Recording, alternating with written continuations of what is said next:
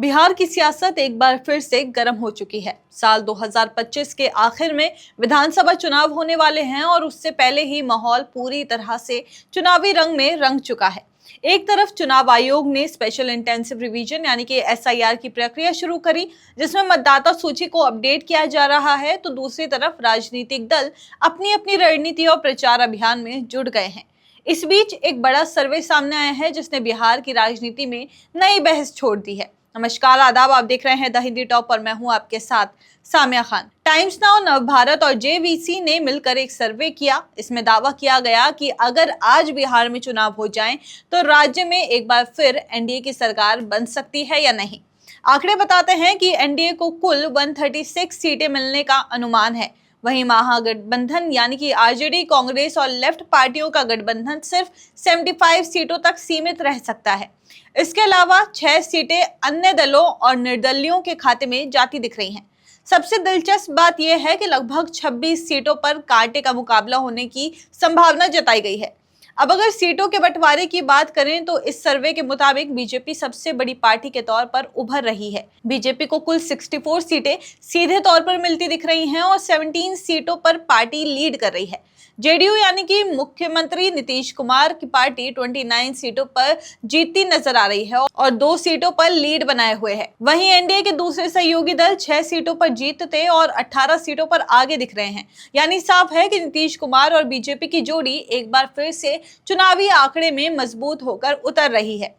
दूसरी तरफ महागठबंधन की तस्वीर उतनी मजबूत नहीं दिखती। आरजेडी, जो बिहार की राजनीति में सबसे बड़ी विपक्षी ताकत है, इस सर्वे में 37 सीटों पर जीतते नजर आ रही है और 15 सीटों पर आगे है। कांग्रेस को सिर्फ 8 सीटों पर सीधी जीत मिलती दिख रही है और 2 सीट पर लीड है। वहीं सीपीआई 7 सीटें जीत सकती है और 2 पर आगे है। महागठबंधन के अन्य साथी दलों को 1 सीट जीतने और 3 सीटों पर बढ़त का अनुमान है।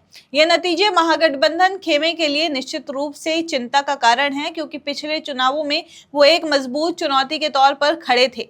सर्वे में एक और अहम सवाल पूछा गया है कि आखिर बिहार में जाति जनगणना से किसको फायदा मिलेगा।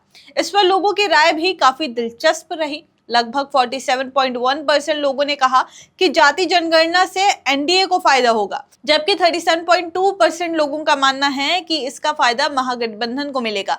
वहीं 15.7% का मानना है कि इससे कोई फर्क नहीं पड़ने वाला है। यानी जाति समीकरण का ये कार्ड भी दोनों खेमों के बीच सीधा मुकाबला करवा रहा है। अब जरा चुनाव आयोग की भूमिका पर भी नजर डालें।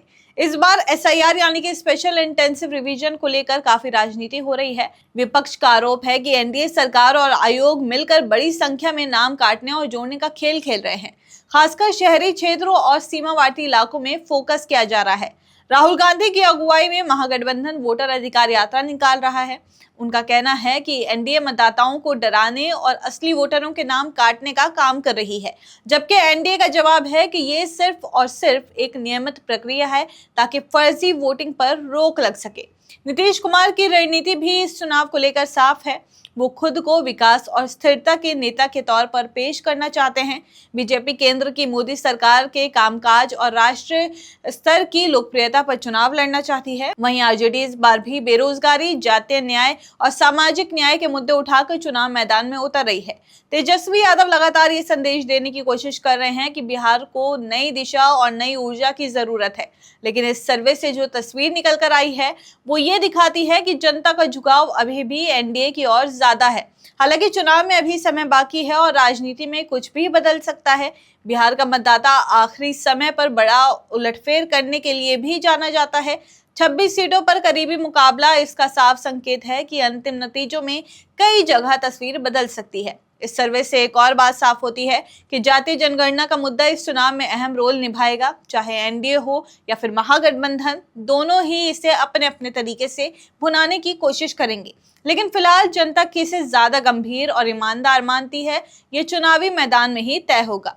तो कुल मिलाकर इस सर्वे ने ये संदेश दिया है कि बिहार की राजनीति का असली खेल अभी बाकी है। एनडीए मजबूत स्थिति में जरूर दिख रहा है, लेकिन महागठबंधन भी हार मानने वाला नहीं है। जातीय समीकरण, विकास का एजेंडा, युवाओं की बेरोजगारी और चुनाव आयोग की भूमिका, ये सब मिलकर इस बार का बिहार चुनाव और भी दिलचस्प बना देंगे। आपकी इस पे क्या राय है, हमें कमेंट्स करके जरूर बताइए। और ऐसे ही और जानकारी के लिए आप हमारे चैनल द हिंदी टॉप को सब्सक्राइब कर लें। इसके अलावा आप हमें एक्स, फेसबुक और इंस्टाग्राम पर भी फॉलो कर सकते हैं।